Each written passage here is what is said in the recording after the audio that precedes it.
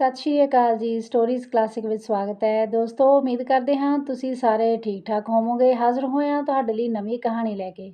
ਉਮੀਦ ਹੈ ਤੁਸੀਂ ਇਸ ਕਹਾਣੀ ਨੂੰ ਵੀ ਬੇਹੱਦ ਪਸੰਦ ਕਰੋਗੇ ਅਤੇ ਲਾਈਕ ਸ਼ੇਅਰ ਵੀ ਜ਼ਰੂਰ ਕਰੋਗੇ। ਦੋਸਤੋ ਸ਼ੁਰੂ ਕਰਦੇ ਹਾਂ ਆਪਾਂ ਅੱਜ ਦੀ ਕਹਾਣੀ।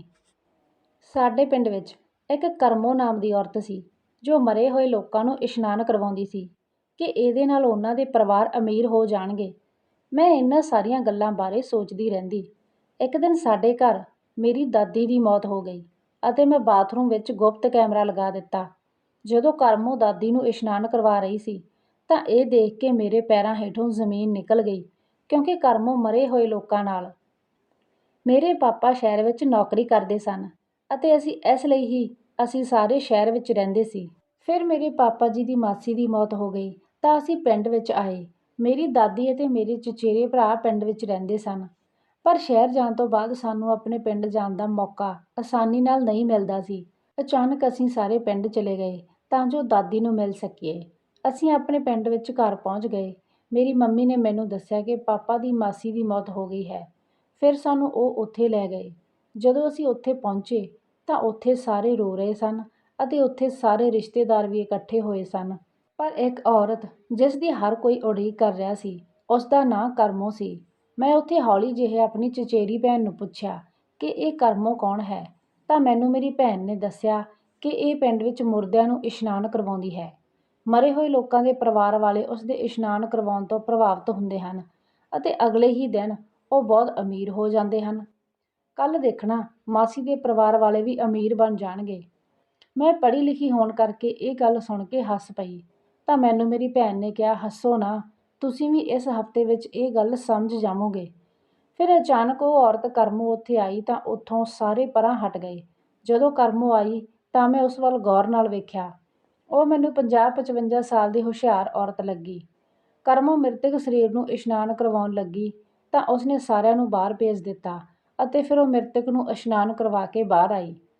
ਫਿਰ ਮੈਂ ਆਪਣੀ ਦਾਦੀ ਨੂੰ ਇਸ ਬਾਰੇ ਪੁੱਛਿਆ ਤਾਂ ਉਸਨੇ ਦੱਸਿਆ ਕਿ ਅੱਜ ਤੱਕ ਇਹੀ ਹੁੰਦਾ ਆ ਰਿਹਾ ਹੈ। ਦੇਖਦੇ ਹਾਂ ਕੱਲ੍ਹ ਕੀ ਹੁੰਦਾ ਹੈ। ਮੈਨੂੰ ਫੋਟੋਗ੍ਰਾਫੀ ਦਾ ਸ਼ੌਕ ਸੀ। ਮੈਂ ਆਪਣੇ ਚਚੇਰੇ ਭਰਾਵਾਂ ਅਤੇ ਭੈਣਾਂ ਨਾਲ ਖੇਤਾਂ ਵਿੱਚ ਘੁੰਮਣ ਲਈ ਚਲੀ ਗਈ ਅਤੇ ਮੈਂ ਉੱਥੇ ਕੁਦਰਤ ਦੀਆਂ ਕਾਫੀ ਦਿਲਚਸਪ ਤਸਵੀਰਾਂ ਖਿੱਚੀਆਂ। ਮੇਰੇ ਮੰਮੀ ਪਾਪਾ ਸਾਨੂੰ ਭੈਣ ਭਰਾਵਾਂ ਨੂੰ ਉੱਥੇ ਪਿੰਡ ਵਿੱਚ ਛੱਡ ਕੇ ਸ਼ਹਿਰ ਵਾਪਸ ਚਲੇ ਗਏ। ਜਦੋਂ ਅਗਲੀ ਸਵੇਰ ਮੈਂ ਆਪਣੀ ਭੈਣ ਦੇ ਨਾਲ ਪਿੰਡ ਦੇ ਵਿੱਚ ਸੈਰ ਕਰਨ ਲਈ ਗਈ ਤਾਂ ਮੈਂ ਉਸ ਔਰਤ ਨੂੰ ਦੇਖਿਆ ਜਿਸ ਨੇ ਕੱਲ੍ਹ ਮੁਰਦੇ ਨੂੰ ਇਸ਼ਨਾਨ ਕਰਵਾਇਆ ਸੀ। ਮੈਂ ਉਸ ਔਰਤ ਕਰਮੋ ਵੱਲ ਵੇਖਦਿਆਂ ਆਪਣੀ ਭੈਣ ਨੂੰ ਪੁੱਛਿਆ ਕਿ ਇਹ ਸਵੇਰੇ ਸਵੇਰੇ ਇੱਥੇ ਕੀ ਕਰ ਰਹੀ ਹੈ, ਤਾਂ ਮੇਰੀ ਭੈਣ ਨੇ ਮੈਨੂੰ ਦੱਸਿਆ ਕਿ ਇਸ ਔਰਤ ਬਾਰੇ ਕਿਸੇ ਨੂੰ ਵੀ ਨਹੀਂ ਪਤਾ ਕਿ ਇਹ ਕਿੱਥੇ ਜਾ ਰਹੀ ਹੈ ਅਤੇ ਕੀ ਕਰਦੀ ਹੈ, ਪਰ ਉਸ ਨੂੰ ਪਹਿਲਾਂ ਹੀ ਪਤਾ ਲੱਗ ਜਾਂਦਾ ਹੈ ਕਿ ਪਿੰਡ ਵਿੱਚ ਕੋਈ ਮਰਨ ਵਾਲਾ ਹੈ। ਹੁਣ ਇੱਕ ਹਫ਼ਤਾ ਬੀਤ ਚੁੱਕਿਆ ਸੀ ਅਤੇ ਮੇਰੀ ਭੈਣ ਨੇ ਸਹੀ ਕਿਹਾ ਸੀ। ਮੇਰੇ ਪਾਪਾ ਦੀ ਮਾਸੀ ਦੇ ਪਰਿਵਾਰ ਵਾਲੇ ਅਮੀਰ ਬਣ ਗਏ ਸਨ। ਉਹ ਰਾਤੋਂ ਰਾਤ ਅਮੀਰ ਹੋ ਗਏ ਸਨ, ਪਰ ਇਹ ਕੋਈ ਨਹੀਂ ਜਾਣਦਾ ਸੀ ਕਿ ਉਹਨਾਂ ਕੋਲ ਇੰਨਾ ਪੈਸਾ ਕਿੱਥੋਂ ਆਇਆ। ਮੈਨੂੰ ਯਕੀਨ ਸੀ ਕਿ ਇੰਨਾ ਪੈਸਾ ਅਚਾਨਕ ਨਹੀਂ ਮਿਲਦਾ। ਇਸ ਦੇ ਪਿੱਛੇ ਜ਼ਰੂਰ ਕੋਈ ਰਾਜ਼ ਛੁਪਿਆ ਹੈ। ਉਹ ਲੋਕ ਕਿਸੇ ਨੂੰ ਵੀ ਨਹੀਂ ਦੱਸਦੇ ਸਨ ਕਿ ਸਾਡੇ ਕੋਲ ਇੰਨਾ ਪੈਸਾ ਕਿੱਥੋਂ ਆਇਆ, ਕਿਉਂਕਿ ਉਹਨਾਂ ਦਾ ਕਹਿਣਾ ਸੀ ਕਿ ਜੇਕਰ ਅਸੀਂ ਕਿਸੇ ਨੂੰ ਦੱਸ ਦੇਵਾਂਗੇ ਤਾਂ ਸਾਡੇ ਘਰੋਂ ਦੌਲਤ ਚਲੀ ਜਾਵੇਗੀ। ਇੱਕ ਦਿਨ ਮੈਂ ਸਵੇਰੇ ਸਵੇਰੇ ਖੇਤਾਂ ਵਿੱਚ ਤਸਵੀਰਾਂ ਖਿੱਚ ਰਹੀ ਸੀ ਤਾਂ ਉਦੋਂ ਹੀ ਮੈਂ ਇੱਕ ਔਰਤ ਨੂੰ ਦੇਖਿਆ ਜੋ ਆਪਣੀ ਚੁੰਨੀ ਨਾਲ ਮੂੰਹ ਲੁਕੋ ਕੇ ਪਿੰਡ ਵੱਲ ਨੂੰ ਜਾ ਰਹੀ ਸੀ ਅਤੇ ਜਦੋਂ ਮੈਂ ਉਸਨੂੰ ਧਿਆਨ ਨਾਲ ਦੇਖਿਆ ਤਾਂ ਉਹ ਉਹੀ ਔਰਤ ਕਰਮੋ ਸੀ। ਤਾਂ ਮੈਨੂੰ ਮੇਰੀ ਭੈਣ ਨੇ ਕਿਹਾ, ਅੱਜ ਪਿੰਡ ਵਿੱਚ ਜ਼ਰੂਰ ਕੋਈ ਮਰਨ ਵਾਲਾ ਹੈ। ਮੈਂ ਆਪਣੀ ਭੈਣ ਵੱਲ ਹੈਰਾਨੀ ਨਾਲ ਦੇਖਿਆ ਤੇ ਉਸਨੂੰ ਕਿਹਾ ਕਿ ਤੈਨੂੰ ਕਿਵੇਂ ਪਤਾ? ਤਾਂ ਉਸਨੇ ਮੈਨੂੰ ਕਿਹਾ ਕਿ ਕਰਮੋ ਨੂੰ ਪਤਾ ਹੈ। ਉਹ ਪਹਿਲਾਂ ਹੀ ਜਾਣਦੀ ਹੈ ਕਿ ਅੱਜ ਇਸ ਪਿੰਡ ਵਿੱਚ ਕਿਸ ਦੀ ਮੌਤ ਹੋ ਰਹੀ ਹੈ ਅਤੇ ਇਸ ਲਈ ਉਹ ਉਹਨਾਂ ਦੇ ਘਰ ਪਹਿਲਾਂ ਹੀ ਇਸ਼ਨਾਨ ਕਰਵਾਉਣ ਲਈ ਆ ਜਾਂਦੀ ਹੈ। ਫਿਰ ਮੈਂ ਸੋਚਣ ਲੱਗੀ, ਇਹ ਕਿਵੇਂ ਸੰਭਵ ਹੈ? ਕੋਈ ਪਹਿਲਾਂ ਹੀ ਕਿਵੇਂ ਜਾਣ ਸਕਦਾ ਹੈ ਕਿ ਕੋਈ ਮਰਨ ਵਾਲਾ ਹੈ? ਪਰ ਮੇਰੀ ਭੈਣ ਦੀ ਗੱਲ ਬਿਲਕੁਲ ਸਹੀ ਨਿਕਲੀ। ਜਦੋਂ ਸਾਡੇ ਪਿੰਡ ਤੋਂ ਖਬਰ ਆਈ, ਇਹ ਕਿਵੇਂ ਹੋ ਸਕਦਾ ਹੈ, ਮੈਂ ਇਹ ਖਬਰ ਸੁਣ ਕੇ ਹੈਰਾਨ ਰਹਿ ਗਈ। ਬਚਨੀ ਨਾਂ ਦੀ ਔਰਤ ਜੋ ਕਾਫੀ ਦਿਨਾਂ ਤੋਂ ਹਸਪਤਾਲ ਵਿੱਚ ਦਾਖਲ ਸੀ, ਉਹ ਚੱਲ ਵਸੀ। ਇਹ ਸਭ ਕੁਝ ਮੇਰੀਆਂ ਅੱਖਾਂ ਦੇ ਸਾਹਮਣੇ ਵਾਪਰ ਰਿਹਾ ਸੀ। ਮੈਨੂੰ ਹੈਰਾਨ ਦੇਖ ਕੇ ਮੇਰੀ ਦਾਦੀ ਨੇ ਕਿਹਾ, ਕਰਮੋ ਬਿਲਕੁਲ ਸੱਚ ਦੱਸਦੀ ਹੈ। ਉਸ 'ਤੇ ਸ਼ੱਕ ਕਰਨਾ ਗਲਤ ਹੈ। ਬਚਨੀ ਦੀਆਂ 4 ਧੀਆਂ ਸਨ ਅਤੇ ਚਾਰੇ ਹੀ ਵਿਆਹੀਆਂ ਹੋਈਆਂ ਸਨ। ਉਹਨਾਂ ਚਾਰਾਂ ਨੇ ਕਿਹਾ, ਅਸੀਂ ਆਪਣੀ ਮਾਂ ਨੂੰ ਆਖਰੀ ਇਸ਼ਨਾਨ ਕਰਵਾਵਾਂਗੀਆਂ। ਧੀਆਂ ਦੇ ਇਹਨਾਂ ਬੋਲਾਂ ਨੇ ਕਰਮੋ ਦੇ ਚਿਹਰੇ 'ਤੇ ਡਰ ਲਿਆ ਦਿੱਤਾ। ਫਿਰ ਪਿੰਡ ਦੀਆਂ ਔਰਤਾਂ ਨੇ ਬਚਨੀ ਦੀਆਂ ਧੀਆਂ ਨੂੰ ਸਮਝਾਇਆ ਕਿ ਸਾਡੇ ਪਿੰਡ ਵਿੱਚ ਕਰਮੋ ਹੀ ਮੁਰਦੇ ਨੂੰ ਇਸ਼ਨਾਨ ਕਰਵਾਉਂਦੀ ਹੈ ਅਤੇ ਜੋ ਵਿਅਕਤੀ ਉਸ ਤੋਂ ਇਸ਼ਨਾਨ ਕਰਵਾਉਂਦਾ ਹੈ ਉਹ ਅਮੀਰ ਹੋ ਜਾਂਦਾ ਹੈ। ਬਚਨੀ ਦੀਆਂ ਧੀਆਂ ਬੜੀ ਮੁਸ਼ਕਲ ਨਾਲ ਕਰਮੋ ਤੋਂ ਇਸ਼ਨਾਨ ਕਰਵਾਉਣ ਲਈ ਮੰਨ ਗਈਆਂ। ਪਿਛਲੀ ਵਾਰ ਦੀ ਤਰ੍ਹਾਂ ਕਰਮੋ ਨੇ ਸਾਰਿਆਂ ਨੂੰ ਬਾਹਰ ਕੱਢ ਕੇ ਬਾਥਰੂਮ ਦਾ ਦਰਵਾਜ਼ਾ ਬੰਦ ਕਰ ਲਿਆ। ਮੈਂ ਇਸ ਸੋਚ ਵਿੱਚ ਸੀ ਕਿ ਉਹ ਮੁਰਦੇ ਨੂੰ ਇਸ਼ਨਾਨ ਕਰਵਾਉਣ ਤੋਂ ਬਾਅਦ ਅਜਿਹਾ ਕੀ ਕਰਦੀ ਹੈ ਕਿ ਉਹਨਾਂ ਦਾ ਪਰਿਵਾਰ ਅਮੀਰ ਹੋ ਜਾਂਦਾ ਹੈ। ਇਹ ਸਵਾਲ ਮੇਰੇ ਦਿਮਾਗ ਵਿੱਚ ਵਾਰ-ਵਾਰ ਘੁੰਮ ਰਿਹਾ ਸੀ ਅਤੇ ਮੈਂ ਜਲਦੀ ਤੋਂ ਜਲਦੀ ਇਹ ਜਾਣਨ ਲਈ ਉਤਸੁਕ ਸੀ ਕਿਉਂਕਿ ਮੈਂ ਪੂਰਾ ਸੱਚ ਜਾਣਨਾ ਚਾਹੁੰਦੀ ਸੀ ਕਿ ਅਸਲ ਕਹਾਣੀ ਕੀ ਹੈ। ਉਹ ਔਰਤ ਕਰਮੋ ਇੱਕ ਵਾਰ ਫਿਰ ਤੋਂ ਗਾਇਬ ਹੋ ਗਈ ਅਤੇ ਉਸ ਦਾ ਕਿਸੇ ਨੂੰ ਵੀ ਪਤਾ ਨਹੀਂ ਸੀ ਕਿ ਉਹ ਕਿੱਥੇ ਜਾ ਰਹੀ ਹੈ ਅਤੇ ਕਿੱਥੋਂ ਆ ਰਹੀ ਹੈ। ਉਹ ਇਸ ਪਿੰਡ ਦੀ ਵਸਨੀਕ ਨਹੀਂ ਸੀ, ਉਸ ਦੇ ਨਾਲ ਹੀ ਲੱਗਦੇ ਪਿੰਡ ਵਿੱਚ ਰਹਿੰਦੀ ਸੀ। ਪਿੰਡ ਦੇ ਸਾਰੇ ਹੀ ਬਜ਼ੁਰਗਾਂ ਦੀਆਂ ਨਜ਼ਰਾਂ ਵਿੱਚ ਉਹ ਇੱਕ ਇਮਾਨਦਾਰ ਔਰਤ ਸੀ ਜੋ ਇੱਕ ਪੈਸਾ ਵੀ ਲਏ ਬਿਨਾਂ ਮੁਰਦਿਆਂ ਨੂੰ ਨਹਾਉਂਦੀ ਸੀ ਅਤੇ ਇਸ ਕਾਰਨ ਮ੍ਰਿਤਕ ਦਾ ਪਰਿਵਾਰ ਅਮੀਰ ਹੋ ਜਾਂਦਾ ਸੀ। ਮੈਨੂੰ ਯਕੀਨ ਨਹੀਂ ਆਉਂਦਾ ਸੀ ਪਰ ਮੈਂ ਦੋਵੇਂ ਵਾਰ ਖੁਦ ਆਪਣੀਆਂ ਅੱਖਾਂ ਨਾਲ ਦੇਖਿਆ। ਬਚਨੀ ਦੇ ਅੰਤਮ ਸੰਸਕਾਰ ਦੇ ਇੱਕ ਹਫ਼ਤੇ ਦੇ ਅੰਦਰ ਉਹਨਾਂ ਦੇ ਪਰਿਵਾਰ ਵਾਲਿਆਂ ਨੂੰ 3 ਲੱਖ ਰੁਪਏ ਦਾ ਚੈੱਕ ਮਿਲਿਆ ਅਤੇ ਕੁਝ ਦਿਨਾਂ ਬਾਅਦ ਹੀ ਮਾਸੀ ਦੇ ਪਰਿਵਾਰ ਵਾਲਿਆਂ ਦੇ ਵੀ ਹਾਲਾਤ ਸੁਧਰਨ ਲੱਗੇ ਸਨ। ਇੱਕ ਦਿਨ ਅਚਾਨਕ ਮੇਰੀ ਦਾਦੀ ਦੀ ਤਬੀਅਤ ਬਹੁਤ ਜ਼ਿਆਦਾ ਖਰਾਬ ਹੋ ਗਈ। ਮੈਂ ਅਤੇ ਮੇਰੇ ਚਾਚਾ ਜੀ ਉਸ ਨੂੰ ਪਿੰਡ ਦੇ ਬਾਹਰ ਇੱਕ ਹਸਪਤਾਲ ਵਿੱਚ ਲੈ ਗਏ ਜਿੱਥੇ ਮੈਂ ਕਰਮੋ ਨੂੰ ਪ੍ਰਯੋਗਸ਼ਾਲਾ ਵਿੱਚ ਕਿਸੇ ਨਾਲ ਗੱਲਾਂ ਕਰਦੇ ਦੇਖਿਆ। ਮੇਰੇ ਕੋਲ ਉਸ ਸਮੇਂ ਸੋਚਣ ਲਈ ਜ਼ਿਆਦਾ ਸਮਾਂ ਨਹੀਂ ਸੀ। ਅਸੀਂ ਦਾਦੀ ਨਾਲ ਜਲਦੀ ਹੀ ਅੰਦਰ ਚਲੇ ਗਏ। ਦਾਦੀ ਨੂੰ ਸਾਹ ਲੈਣ ਵਿੱਚ ਤਕਲੀਫ ਹੋ ਰਹੀ ਸੀ, ਇਸ ਲਈ ਡਾਕਟਰ ਨੇ ਉਸ ਨੂੰ 4-5 ਦਿਨ ਉੱਥੇ ਹਸਪਤਾਲ ਵਿੱਚ ਹੀ ਦਾਖਲ ਰੱਖਿਆ। ਜਦੋਂ ਮੇਰੀ ਦਾਦੀ ਆਪਣੇ ਆਪ ਨੂੰ ਠੀਕ ਮਹਿਸੂਸ ਕਰਨ ਲੱਗੀ ਤਾਂ ਮੈਂ ਦਿਮਾਗ ਵਿੱਚ ਫਿਰ ਤੋਂ ਉਸ ਔਰਤ ਕਰਮੋ ਬਾਰੇ ਸੋਚਣ ਲੱਗੀ ਅਤੇ ਮੈਂ ਉਸ ਔਰਤ ਦੀ ਇੱਧਰ-ਉੱਧਰ ਭਾਲ ਕੀਤੀ ਪਰ ਉਹ ਮੈਨੂੰ ਕਿਤੇ ਵੀ ਨਾ ਮਿਲੀ। ਫਿਰ ਦਾਦੀ ਨੂੰ ਜਨਰਲ ਵਾਰਡ ਵਿੱਚ ਭੇਜ ਦਿੱਤਾ ਗਿਆ।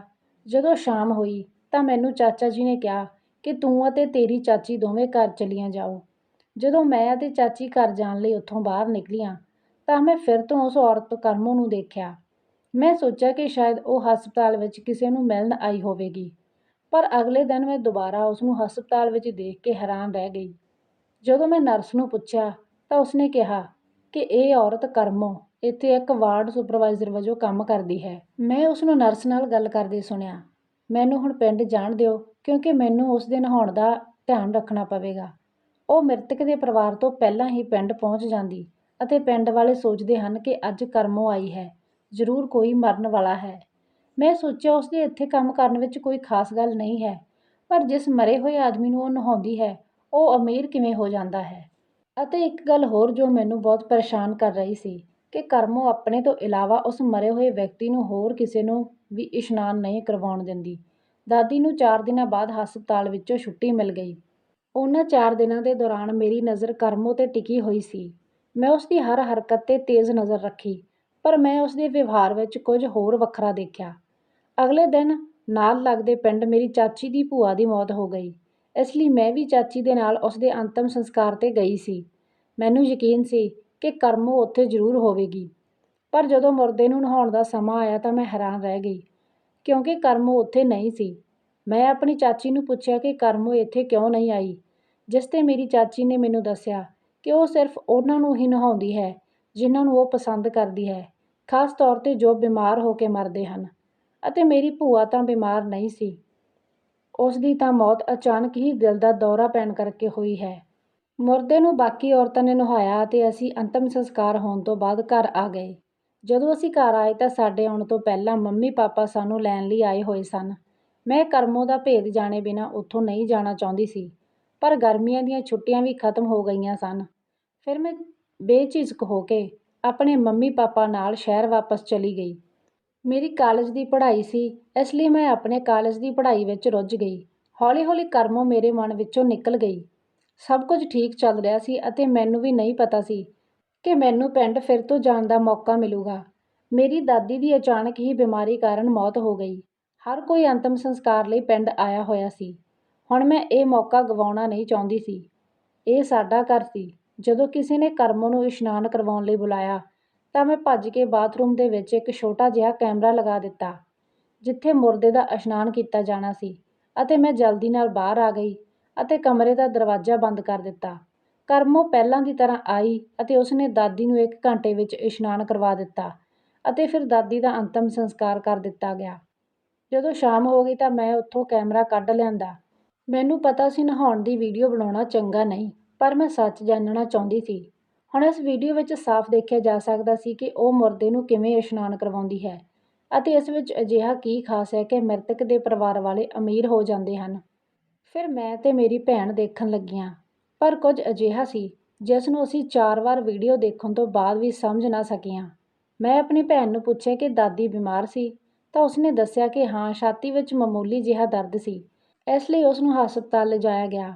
ਉੱਥੇ 4 ਦਿਨ ਰੱਖਣ ਤੋਂ ਬਾਅਦ ਵੀ ਕੋਈ ਫਰਕ ਨਾ ਪਿਆ ਅਤੇ ਉਸ ਦੀ ਮੌਤ ਹੋ ਗਈ। ਮੈਂ ਹੈਰਾਨੀ ਨਾਲ ਪੁੱਛਿਆ ਕਿ ਦਾਦੀ ਜੀ ਦਾ ਕੋਈ ਆਪਰੇਸ਼ਨ ਹੋਇਆ ਸੀ? ਮੇਰੀ ਭੈਣ ਨੇ ਕਿਹਾ ਨਹੀਂ, ਦਾਦੀ ਦਾ ਕੋਈ ਆਪਰੇਸ਼ਨ ਨਹੀਂ ਹੋਇਆ, ਉਹ ਤਾਂ ਬਿਲਕੁਲ ਠੀਕ ਸੀ। ਫਿਰ ਮੈਨੂੰ ਮੇਰੀ ਭੈਣ ਨੇ ਪੁੱਛਿਆ ਕਿ ਕੀ ਹੋਇਆ, ਤੂੰ ਇਸ ਤਰ੍ਹਾਂ ਕਿਉਂ ਪੁੱਛ ਰਹੀ ਹੈ? ਤਾਂ ਮੈਂ ਕੈਮਰੇ ਵੱਲ ਇਸ਼ਾਰਾ ਕਰਦੇ ਹੋਏ ਕਿਹਾ, ਦਾਦੀ ਜੀ ਦੇ ਸਰੀਰ ਨੂੰ ਧਿਆਨ ਨਾਲ ਵੇਖੋ, ਇਹ ਟਾਂਕਿਆਂ ਦੇ ਨਿਸ਼ਾਨ ਕੀ ਹਨ? ਜਿਵੇਂ ਕਿ ਆਪਰੇਸ਼ਨ ਤੋਂ ਬਾਅਦ ਟਾਂਕੇ ਲੱਗੇ ਹੁੰਦੇ ਨੇ। ਮੈਂ ਘਰੇ ਸਾਰਿਆਂ ਨੂੰ ਪੁੱਛਿਆ ਤਾਂ ਸਾਰਿਆਂ ਨੇ ਮੈਨੂੰ ਕਿਹਾ ਕਿ ਦਾਦੀ ਦਾ ਕੋਈ ਆਪਰੇਸ਼ਨ ਨਹੀਂ ਹੋਇਆ। ਹੁਣ ਮੈਨੂੰ ਪੂਰਾ ਸ਼ੱਕ ਹੋਣ ਲੱਗਿਆ ਕਿ ਇਹ ਉਸ ਕਰਮੋ ਦਾ ਹੀ ਕੰਮ ਹੈ। ਫਿਰ ਮੈਂ ਵੀਡੀਓ ਨੂੰ ਪੂਰੇ ਧਿਆਨ ਨਾਲ ਦੇਖਿਆ। ਜਿੱਥੇ ਉਹ ਹੌਲੀ-ਹੌਲੀ ਪਾਣੀ ਪਾ ਰਹੀ ਸੀ, ਉੱਥੇ ਟਾਂਕੇ ਲੱਗੇ ਸਨ। ਜੇਕਰ ਉਸ ਨੂੰ ਪਹਿਲਾਂ ਤੋਂ ਨਾ ਪਤਾ ਹੁੰਦਾ ਤਾਂ ਉਸਨੇ ਇਹ ਗੱਲ ਸਾਰਿਆਂ ਨੂੰ ਦੱਸ ਦੇਣੀ ਸੀ ਕਿ ਦਾਦੀ ਦੇ ਸਰੀਰ 'ਤੇ ਟਾਂਕੇ ਹਨ, ਪਰ ਉਹ ਚੁੱਪ ਰਹੀ। ਮੈਂ ਕਰਮੋ ਨੂੰ ਆਪਣੇ ਘਰ ਬੁਲਾ ਲਿਆ ਅਤੇ ਉਸ ਨੂੰ ਉਹ ਵੀਡੀਓ ਦਿਖਾਈ ਅਤੇ ਉਸ ਤੋਂ ਪੁੱਛਿਆ ਕਿ ਦਾਦੀ ਦੇ ਟਾਂਕੇ ਕਿਵੇਂ ਲੱਗੇ। ਉਹ ਵੀਡੀਓ ਵੇਖਣ ਤੋਂ ਬਾਅਦ ਬਹੁਤ ਡਰ ਗਈ ਅਤੇ ਉਸਨੇ ਕਿਹਾ, ਮੈਨੂੰ ਨਹੀਂ ਪਤਾ ਇਹ ਟਾਂਕੇ ਕਿਵੇਂ ਆਏ। ਜਦੋਂ ਮੈਂ ਉਸਨੂੰ ਧਮਕੀ ਦਿੱਤੀ ਤਾਂ ਉਸਨੇ ਕਿਹਾ, ਮੈਨੂੰ ਇਸ ਬਾਰੇ ਕੁਝ ਨਹੀਂ ਪਤਾ, ਇਹ ਸਭ ਡਾਕਟਰ ਸੰਤੋਸ਼ ਨੂੰ ਪਤਾ ਹੈ, ਕਿਉਂਕਿ ਦਾਦੀ ਉਸ ਦੀ ਹੀ ਮਰੀਜ਼ ਸੀ। ਫਿਰ ਇੱਕ ਗੱਲ ਮੈਨੂੰ ਸਮਝ ਆ ਗਈ ਕਿ ਦਾਦੀ ਡਾਕਟਰ ਸੰਤੋਸ਼ ਦੇ ਮਰੀਜ਼ ਸਨ। ਫਿਰ ਮੈਂ ਕਰਮੋ ਨੂੰ ਕਿਹਾ, ਮੈਨੂੰ ਤੂੰ ਹਸਪਤਾਲ ਲੈ ਕੇ ਚੱਲ ਅਤੇ ਹਸਪਤਾਲ ਵਿੱਚ ਜਾ ਕੇ ਸਾਰਿਆਂ ਨੂੰ ਦੱਸ ਕਿ ਮੈਂ ਤੇਰੀ ਰਿਸ਼ਤੇਦਾਰ ਹਾਂ ਅਤੇ ਤੇਰੇ ਘਰ ਰਹਿਣ ਲਈ ਆਈ ਹਾਂ। ਅਗਲੇ ਦਿਨ ਕਰਮੋ ਮੈਨੂੰ ਹਸਪਤਾਲ ਲੈ ਗਈ। ਉਸਨੇ ਉਹੀ ਕੀਤਾ ਜੋ ਮੈਂ ਕਿਹਾ ਸੀ ਅਤੇ ਮੈਨੂੰ ਆਪਣੀ ਜਗ੍ਹਾ 'ਤੇ ਬਿਠਾ ਦਿੱਤਾ। ਹੁਣ ਮੈਂ ਵੇਖਣਾ ਚਾਹੁੰਦੀ ਸੀ ਕਿ ਅਸਲ ਵਿੱਚ ਇਸ ਹਸਪਤਾਲ ਵਿੱਚ ਹੋ ਕੀ ਰਿਹਾ ਹੈ। ਇਸ ਲਈ ਮੇਰੇ ਪਾਪਾ ਨੇ ਮੈਨੂੰ ਬੜੀ ਮੁਸ਼ਕਲ ਨਾਲ ਆਗਿਆ ਦਿੱਤੀ ਸੀ। ਇਸ 1 ਹਫ਼ਤੇ ਵਿੱਚ ਮੈਂ ਜੋ ਚਾਹੁੰਦੀ ਸੀ ਉਹ ਕਰਨਾ ਸੀ, ਕਿਉਂਕਿ 1 ਹਫ਼ਤੇ ਬਾਅਦ ਅਸੀਂ ਵਾਪਸ ਸ਼ਹਿਰ ਜਾ ਰਹੇ ਸੀ। ਹਸਪਤਾਲ ਦੇ ਵਿੱਚ ਪਹਿਲੇ 1-2 ਦਿਨ ਠੀਕ ਲੰਘੇ, ਮੈਨੂੰ ਕਿਸੇ 'ਤੇ ਸ਼ੱਕ ਨਹੀਂ ਹੋਇਆ। ਇਸ ਹਸਪਤਾਲ ਵਿੱਚ ਲੋਕ ਆਪਣਾ ਇਲਾਜ ਕਰਵਾਉਣ ਲਈ ਆਉਂਦੇ ਸੀ। ਇਸ ਹਸਪਤਾਲ ਨੂੰ ਸ਼ੁਰੂ ਹੋਇਆਂ 7 ਸਾਲ ਹੋ ਚੁੱਕੇ ਸਨ। 3-4 ਦਿਨਾਂ ਬਾਅਦ ਡਾਕਟਰ ਰਾਊਂਡ 'ਤੇ ਆਇਆ। ਮੈਂ ਉਸ ਡਾਕਟਰ ਦਾ ਚਿਹਰਾ ਦੇਖ ਕੇ ਹੈਰਾਨ ਰਹਿ ਗਈ। ਮੈਂ ਉਸ ਨੂੰ ਕਿਤੇ ਦੇਖਿਆ ਸੀ, ਪਰ ਮੇਰੇ ਯਾਦ ਨਹੀਂ ਸੀ। ਡਾਕਟਰ ਨੇ ਮੈਨੂੰ ਕਰਮੋ ਨੂੰ ਬੁਲਾਉਣ ਲਈ ਆਖਿਆ। ਡਾਕਟਰ ਨੇ ਕਿਹਾ, ਉਸ ਨੂੰ ਬੁਲਾਓ, ਜ਼ਰੂਰੀ ਕੰਮ ਹੈ। ਮੈਂ ਕਰਮੋ ਨੂੰ ਬੁਲਾਇਆ ਅਤੇ ਡਾਕਟਰ ਦੇ ਕਮਰੇ ਵਿੱਚ ਭੇਜ ਦਿੱਤਾ ਅਤੇ ਕੰਧ ਨਾਲ ਕੰਨ ਲਗਾ ਕੇ ਉਹਨਾਂ ਦੀ ਸਾਰੀ ਗੱਲ ਸੁਣੀ। ਡਾਕਟਰ ਕਰਮੋ ਨੂੰ ਕਹਿ ਰਿਹਾ ਸੀ ਕਿ ਇੱਕ ਮਰੀਜ਼ ਮਰ ਚੁੱਕਿਆ ਹੈ। ਮੈਂ ਉਸ ਨੂੰ ਆਪਰੇਸ਼ਨ ਥੀਏਟਰ ਵਿੱਚ ਲੈ ਕੇ ਜਾ ਰਿਹਾ ਹਾਂ। ਤੁਸੀਂ ਪਿੰਡ ਵਿੱਚ ਜਾ ਕੇ ਲਾਸ਼ ਨੂੰ ਨਹਾਉਣ ਦੀ ਤਿਆਰੀ ਕਰੋ। ਤੁਸੀਂ ਆਪਣੇ ਤੋਂ ਬਿਨਾਂ ਕਿਸੇ ਹੋਰ ਨੂੰ ਲਾਸ਼ ਨੂੰ ਨਹਾਉਣ ਨਾ ਦੇਣਾ। ਤੁਹਾਨੂੰ ਤੁਹਾਡਾ ਹਿੱਸਾ ਮਿਲ ਜਾਵੇਗਾ। ਪਿਛਲੇ ਹਫ਼ਤੇ ਮਰਨ ਵਾਲੀ ਔਰਤ ਦੇ ਘਰ ਵੀ ਪੈਸੇ ਭੇਜਣੇ ਹਨ। ਮੈਂ ਤੁਹਾਨੂੰ ਪੈਸੇ ਦਿੰਦਾ ਹਾਂ ਅਤੇ ਤੁਸੀਂ ਆਪਣਾ ਕੰਮ ਜਾਰੀ ਰੱਖੋ। ਮੈਂ ਆਪਣਾ ਮੋਬਾਈਲ ਕੱਢਿਆ ਅਤੇ ਡਾਕਟਰ ਨੂੰ ਲੱਭਣ ਲੱਗੀ। ਕੁਝ ਹੀ ਸਮੇਂ ਵਿੱਚ ਮੈਂ ਸਭ ਸਮਝ ਗਈ ਸੀ ਕਿ ਆਖਰ ਇਸ ਹਸਪਤਾਲ ਵਿੱਚ ਹੋ ਕੀ ਰਿਹਾ ਸੀ। ਜਦੋਂ ਮੈਂ ਡਾਕਟਰ ਸੰਤੋਸ਼ ਬਾਰੇ ਖੋਜ ਕੀਤੀ ਤਾਂ ਮੇਰੇ ਪੈਰਾਂ ਹੇਠੋਂ ਜ਼ਮੀਨ ਨਿਕਲ ਗਈ। ਇਸ ਡਾਕਟਰ ਨੂੰ 8 ਸਾਲ ਪਹਿਲਾਂ ਕਾਨੂੰਨ ਦੀ ਉਲੰਘਣਾ ਕਰਨ ਦੇ ਦੋਸ਼ ਵਿੱਚ ਕੁਝ ਸਾਲ ਦੀ ਸਜ਼ਾ ਸੁਣਾਈ ਗਈ ਸੀ ਅਤੇ ਉਸ ਦਾ ਲਾਇਸੈਂਸ ਵੀ ਰੱਦ ਕਰ ਦਿੱਤਾ ਗਿਆ ਸੀ। ਅਤੇ ਫਿਰ ਇਸ ਡਾਕਟਰ ਨੇ ਫਿਰ ਤੋਂ ਇਸ ਪਿੰਡ ਵਿੱਚ ਆ ਕੇ ਆਪਣਾ ਕਾਰੋਬਾਰ ਸ਼ੁਰੂ ਕਰ ਦਿੱਤਾ। ਇਹ ਡਾਕਟਰ ਮਰੇ ਹੋਏ ਲੋਕਾਂ ਦੇ ਅੰਗ ਕਢਵਾ ਕੇ ਮਹਿੰਗੇ ਰੇਟ 'ਤੇ ਵੇਚਦਾ ਸੀ ਅਤੇ ਮ੍ਰਿਤਕ ਵਿਅਕਤੀ ਦਾ ਇਸ਼ਨਾਨ ਕਰਮੋ ਤੋਂ ਕਰਵਾ ਦਿੰਦਾ ਸੀ, ਤਾਂ ਜੋ ਮੁਰਦੇ ਦੇ ਲੱਗੇ ਹੋਏ ਟਾਂਕੇ ਕਿਸੇ ਨੂੰ ਨਜ਼ਰ ਨਾ ਆਉਣ। ਕਰਮੋ ਵੀ ਇਹ ਸਭ ਪੈਸੇ ਲਈ ਕਰਦੀ ਸੀ।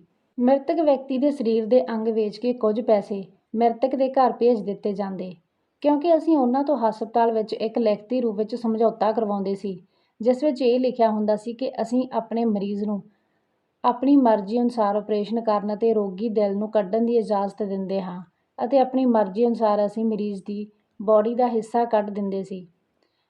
ਪਿੰਡ ਵਾਲੇ ਅਨਪੜ੍ਹ ਅਤੇ ਗਰੀਬ ਲੋਕ ਬਿਨਾਂ ਪੜ੍ਹੇ ਬੜੀ ਆਸਾਨੀ ਨਾਲ ਉਸ ਸਮਝੌਤੇ 'ਤੇ ਦਸਤਖਤ ਕਰ ਦਿੰਦੇ ਸਨ। ਇਸ ਤਰ੍ਹਾਂ ਡਾਕਟਰ ਬਿਨਾਂ ਕਿਸੇ ਡਰ ਤੋਂ ਇਹ ਧੰਦਾ ਕਰ ਰਹੇ ਸੀ, ਕਿਉਂਕਿ ਉਹਨਾਂ ਨੂੰ ਇਹ ਸੀ ਕਿ ਜੇਕਰ ਸਾਨੂੰ ਮ੍ਰਿਤਕ ਦੇ ਰਿਸ਼ਤੇਦਾਰਾਂ ਨੇ ਹੀ ਇਜਾਜ਼ਤ ਦੇ ਦਿੱਤੀ ਹੈ ਤਾਂ ਇਹ ਗੈਰ ਕਾਨੂੰਨੀ ਕੰਮ ਨਹੀਂ ਹੈ। ਇਸ ਤਰ੍ਹਾਂ ਮਰੇ ਹੋਏ ਮਰੀਜ਼ਾਂ ਦੇ ਅੰਗਾਂ ਨੂੰ ਕੱਢ ਕੇ ਮਹਿੰਗੇ ਭਾਅ ਵਿੱਚ ਵੱਡੇ-ਵੱਡੇ ਹਸਪਤਾਲਾਂ ਵਿੱਚ ਵੇਚਿਆ ਜਾਂਦਾ ਸੀ। ਮੈਂ ਉਹਨਾਂ ਦੀਆਂ ਸਾਰੀਆਂ ਗੱਲਾਂ ਆਪਣੇ ਫ਼ੋਨ ਵਿੱਚ ਰਿਕਾਰਡ ਕਰ ਲਈਆਂ, ਕਿਉਂਕਿ ਹੁਣ ਉਹਨਾਂ ਨੂੰ ਉਹਨਾਂ ਦੇ ਕੀਤੇ ਹੋਏ ਕਰਮਾਂ ਦੀ ਸਜ਼ਾ ਮਿਲਣੀ ਸੀ। ਮੈਂ ਪੁਲਿਸ ਨੂੰ ਫ਼ੋਨ ਲਾ ਕੇ ਬੁਲਾ ਲਿਆ ਅਤੇ ਪੁਲਿਸ ਵਾਲਿਆਂ ਨੇ ਆਪਣੀ ਸਾਰੀ ਜਾਂਚ ਪੜਤਾਲ ਕਰਕੇ ਹਸਪਤਾਲ ਦੇ ਕਈ ਕਰਮਚਾਰੀਆਂ ਨੂੰ ਗ੍ਰਿਫਤਾਰ ਕਰ ਲਿਆ ਅਤੇ ਹਸਪਤਾਲ ਨੂੰ ਸੀਲ ਕਰ ਦਿੱਤਾ ਗਿਆ। ਇਹ ਕੰਮ ਪਿਛਲੇ 4 ਸਾਲਾਂ ਤੋਂ ਬੜੀ ਸਫਲਤਾਪੂਰਵਕ ਚੱਲ ਰਿਹਾ ਸੀ। ਜਦੋਂ ਸਾਰੇ ਪਿੰਡ ਵਾਲਿਆਂ ਨੂੰ ਅਤੇ ਮੇਰੇ ਘਰਦਿਆਂ ਨੂੰ ਡਾਕਟਰ ਬਾਰੇ ਪਤਾ ਲੱਗਿਆ ਤਾਂ ਉਹ ਬਹੁਤ ਦੁਖੀ ਹੋਏ। ਸਾਰਿਆਂ ਨੇ ਮੇਰਾ ਤਹਿ ਦਿਲ ਤੋਂ ਧੰਨਵਾਦ ਕੀਤਾ। ਆਖਿਰਕਾਰ ਮੈਂ ਲੋਕਾਂ ਦੇ ਸਾਹਮਣੇ ਇਹ ਕਾਰਨ ਲਿਆਂਦਾ ਕਿ ਮ੍ਰਿਤਕ ਦੇ ਪਰਿਵਾਰ ਵਾਲੇ ਅਮੀਰ ਕਿਉਂ ਹੋ ਜਾਂਦੇ ਸਨ।